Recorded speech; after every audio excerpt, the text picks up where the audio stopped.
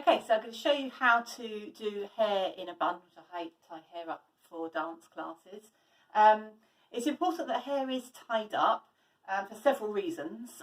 Firstly, because of the safety aspect. If a child's obviously got hair hanging in their face, or if it's in a ponytail and they turn quickly, it can whip them in the face or friends. It's also because we're looking for nice clean lines as well. In dance, we're all about creating lovely lines with our bodies.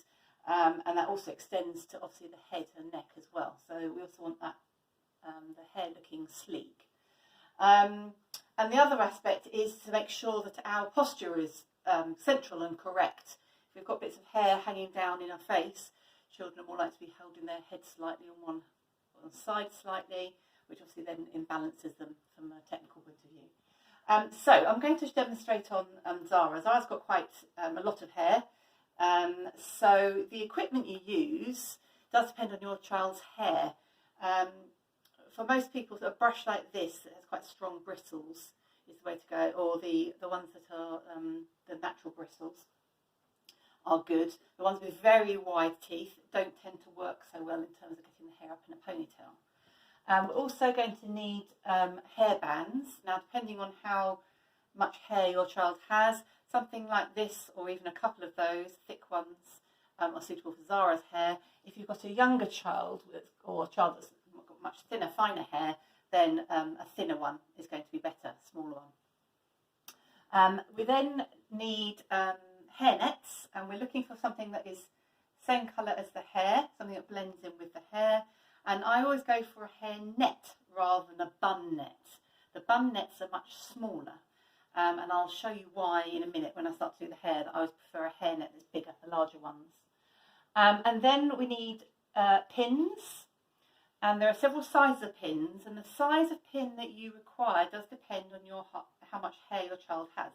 If you've got a toddler, for example, who's not got much hair yet, then just a smaller pin like this, a shorter one, is absolutely fine, and they tend to be slightly thinner metal. If you've got somebody with an awful lot of hair that's very thick and heavy, you're going to need something a bit longer and a bit more heavy duty. For most people, however, something in between, which is this size, is just about right. Okay, so the other thing you might need is grips. These are bobby pins, they can be called in America. These can be helped to help secure the ponytail, get lumps out of the same ponytail. Okay, so the first thing I'm going to do is get a really secure and as smooth as possible ponytail. And then we're looking for the ponytail to be about here on the head. Okay, so just above the ears. We're looking for it nice and smooth. I'm not great at hair ponytails, I have to say. Getting all sides nice and equal, underneath as well, trying to get rid of any bumps. Brushing, this does take quite a bit of practice. If they're doing an exam or festival or show or something, you will probably need to be using hair gel or hairspray to get rid of any wispy bits at this stage, and then once you've got the band on. Okay, so I'm going to get her hair into the ponytail, trying to get it nice and tight. It needs to be secure. If the ponytail is moving up and down, you're not going to have a secure bun, the bun's going to fall out. So this is a little bit not quite tight enough for my liking. So I'm going to put another band on because I've got very thick hair. Most people don't need one.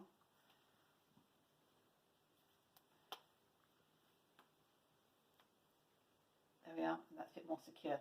Now this is the point also, if you're doing a show or something, you would want to spray and just comb that back, or put gel on if they've got a fringe.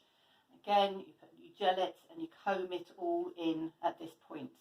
You also, if there are any lumps and bumps in the ponytail, this is the point where you put a grip in and you'd comb it or brush any lumps and bumps flat and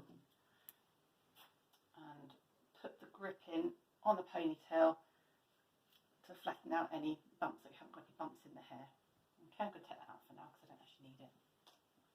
Right, now this is the way I do a bun. Now there are lots of different ways of doing buns. for dance, we want buns as flat to the head as possible. We don't want them sticking out and big. We're trying to make them as sleek as we possibly can.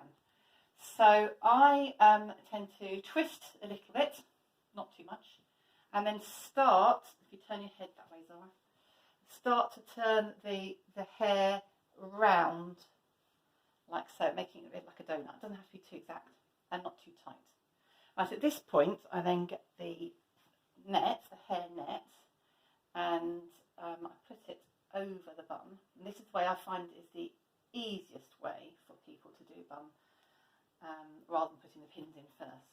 So I put the net over, twist the net over again, and then tuck the excess underneath. You can do it 3 times if you want. And then you can see that you've got something you can kind of play around with. So you can start to shape the bun. Zara's hair falls quite nicely into bun shape, into that kind of round circular shape, and then we want to flatten it. Okay, so we're pressing down slightly, the child has to push back slightly, and then we're going to get the pins, and then what we're going to do is we want to catch the edge of the bun with the pin, and then out the other side, and then we're going to put it into the hair. Okay, so we're just going to go around catching the edge of the bun with the hair and the net, and then pushing it in. And we do that all the way around the whole time, just pushing down on the bun slightly so that it's going to be as flat as we possibly can.